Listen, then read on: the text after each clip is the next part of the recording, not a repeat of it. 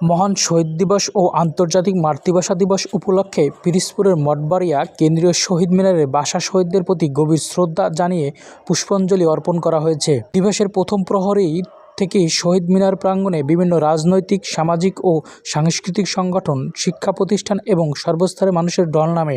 রাত 12টা 1 মিনিটে মঠবাড়িয়া উপজেলা প্রশাসনের পুষ্পস্তবক অর্পণের মধ্য দিয়ে শ্রদ্ধা নিবেদনের কর্মসূচির সূচনা হয়। এরপর পর্যায়ক্রমে বিভিন্ন সংগঠন ও প্রতিষ্ঠানের পক্ষ থেকে ভাষা শহীদদের স্মরণে পুষ্পস্তবক অর্পণ করা হয়। সংসদ সদস্য রুহুল আমিন দুলালের পক্ষে পুষ্পাঞ্জলি অর্পণ করেন জসিমউদ্দিন ফরাজি ও মিজানুর রহমান খলিফা।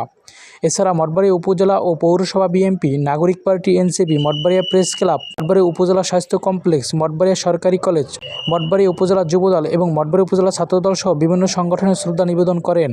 শ্রদ্ধা নিবেদনের সময় ভাষা আন্দোলনের শহীদদের আত্মার মাগফিরাত কামনা করা হয় এবং তাদের আত্মত্যাগের চেতনায় দেশ গঠনের অঙ্গীকার ব্যক্ত করা হয়।